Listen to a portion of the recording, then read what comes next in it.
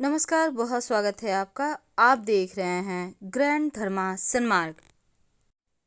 फाल्गुन माह के शुक्ल पक्ष में पड़ने वाली एकादशी को आमलकी एकादशी कहते हैं। इस दिन भगवान श्री हरि विष्णु माँ लक्ष्मी की विधि विधान के साथ पूजा अर्चना करने का विधान है।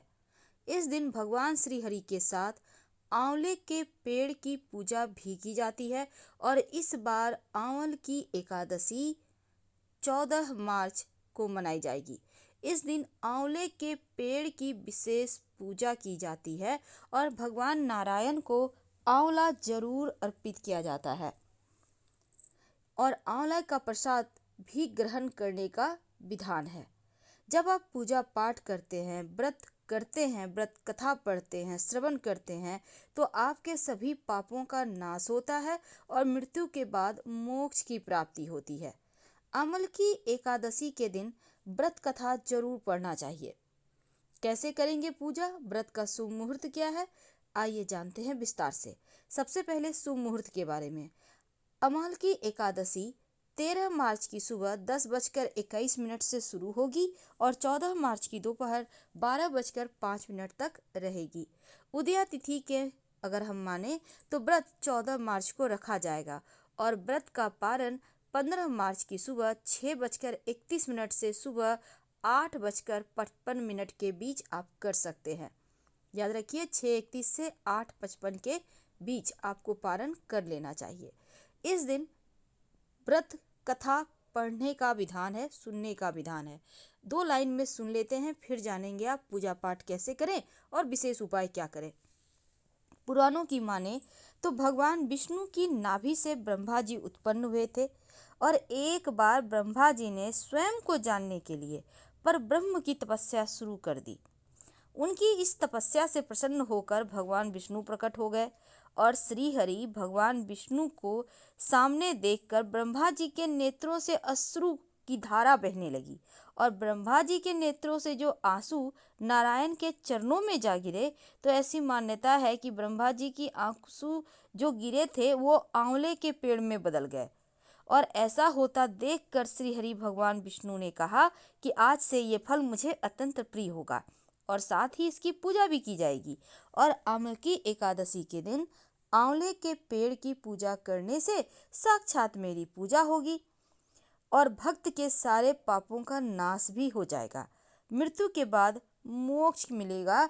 और आंवल की एकादशी के दिन आंवले के पेड़ की पूजा और भगवान श्री हरि विष्णु को आंवला अर्पित किया जाना सर्वश्रेष्ठ होता है।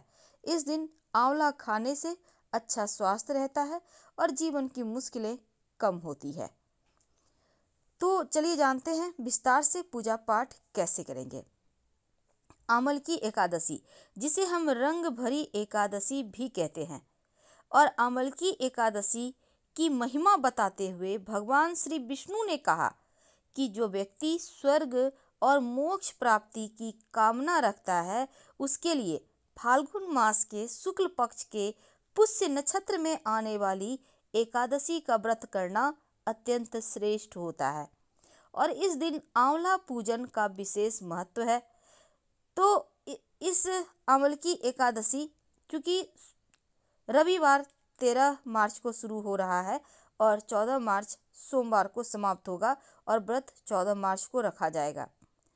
तो चलिए जानते हैं कि पूजा कैसे करेंगे, लेकिन उसके पहले एक छोटा सा महात्म्य सुने। प्राचीन काल में चैतरथ नाम का चंद्रवंशी राजा राज्य करता था।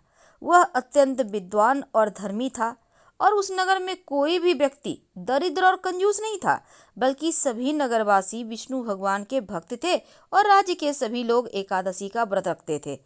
एक समय फाल्गुन मास के शुक्ल पक्ष की आंवल की एकादशी आई तो उस दिन राजा, प्रजा, बाल, वृद्ध सब ने हर्षपूर्वक व्रत किया और राजा अपनी प्रजा के साथ मंदिर में जाकर पूर्ण कुंभ स्थापित करके धूप, दीप, नैवेद्य, पंचरत्न आदि से आंवले का पूजन करने लगा और स्तुति करने लगा। हे धात्री, आंवले को धात्री कहा जाता है, तुम ब्रह्म स्वरूप हो, तुम ब्रह्मा जी द्वारा उत्पन्न हुए हो और समस्त पापों का नाश करने वाले हो, तुमको नमस्कार है। अब तुम मेरा अर्घ स्वीकार करो। तुम श्री रामचंद्र जी द्वारा सम्मानित हो। मैं आपकी प्रार्थना करता हूँ, अतः आप मेरे समस्त पापों का नाश करो। उस मंदिर में सबने रात्रि को जागरण किया और रात के समय वहां एक बहेलिया आया जो बहुत ही पापी और दुराचारी था, और वह अपने कुटुंब का पालन जीव हत्या करके किया करता था। भूख प्यास से व्याकुल वह बहेलिया इस जागरण को देखने के लिए मंदिर के कोने में बैठ गया। विष्णु भगवान और एकादशी महात्म की कथा सुनने लगा। इस प्रकार मनुष्य की भांति उसने सारी रात जाग कर बिता दी। प्रातःकाल होते ही सब लोग अपने घर चले गए तो बहेलिया भी अपने घर चला गया और घर जाकर उसने भोजन किया। कुछ समय बीतने के पश्चात उस बहेलिये की मृत्यु हो गई, मगर उस अमल की एकादशी का व्रत और जागरण से उसने राजा विदुरथ के घर में जन्म लिया और उसका नाम वसुरथ रखा गया। युवा होने पर वह चतुरंगिनी सेना के सहित धन धान्य से युक्त होकर 10,000 ग्रामों का पालन करने लगा। वह तेज में सूर्य के समान, कांति में चंद्रमा के समान, वीरता में भगवान विष्णु के समान और क्षमा में पृथ्वी के समान था। वह अत्यंत धार्मिक, सत्यवादी, कर्मवीर, विष्णु भक्त था और वह प्रजा का समान भाव से पालन करता था। दान देना उनका नित्य कर्तव्य था।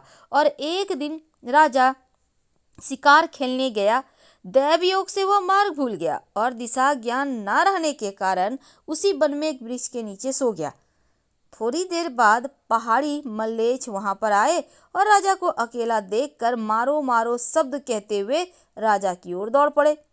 मल्लेच्छ कहने लगे कि इसी दुष्ट राजा ने हमारे माता पिता, पुत्र, पौत्र आदि अनेक संबंधियों को मारा है और देश से निकाला है, अतः इसको अवश्य मारना चाहिए। ऐसा कहकर वे मल्लेच्छ उस राजा को मारने दौड़े और अनेक प्रकार के अस्त्र शस्त्र उनके ऊपर फेंके। वे सब अस्त्र शस्त्र राजा के शरीर पर गिरते ही नष्ट हो जाते और उनका बार पुष्प के समान प्रतीत होता।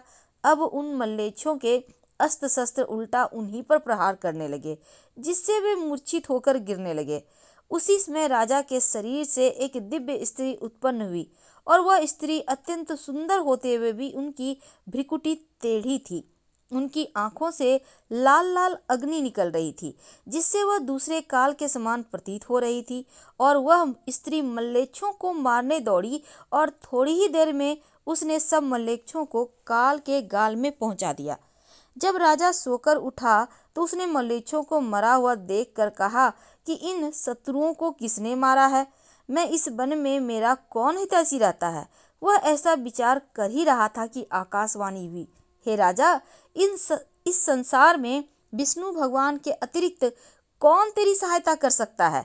और इस आकाशवाणी को सुनकर राजा अपने राज्य में आ गया और सुखपूर्वक राज्य करने लगा।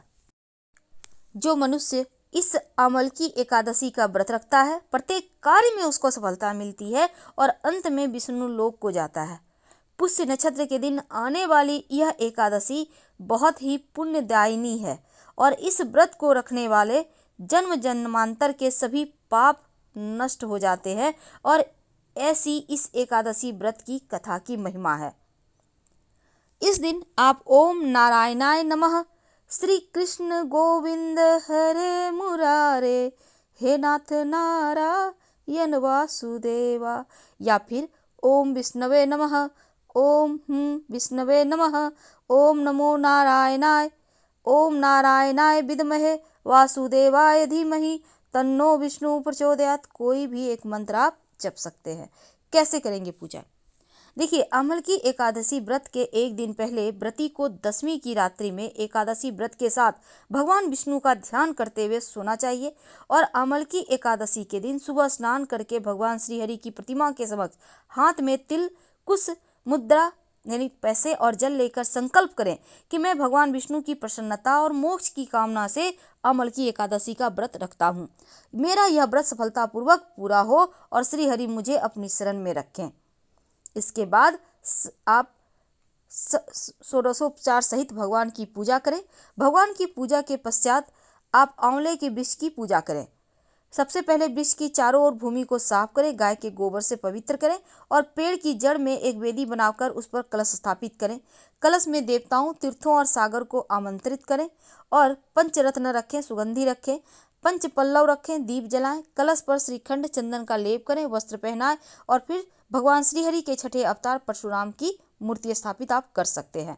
अगले दिन द्वादशी के दिन सुबह ब्राह्मण को भोजन कराएं, दक्षिणा दें और पारण करें। तो उपाय क्या करेंगे? देखिए, एकादशी के दिन आंवले वृक्ष की 9 परिक्रमा करने से, आंवले का सेवन करने से सुख सौभाग्य बढ़ता है, अच्छा स्वास्थ्य का वरदान मिलता है। माँ पार्वती को श्रृंगार की वस्तु इस दिन अर्पित करने से सुहाग की उम्र बढ़ती है, जीवन में खुशहाली आती है। और एकादशी की रात में श्रीहरि के सामने 9 बत्ती वाला दीपक जलाएं तो धन का आशीर्वाद मिलता है। धन्यवाद।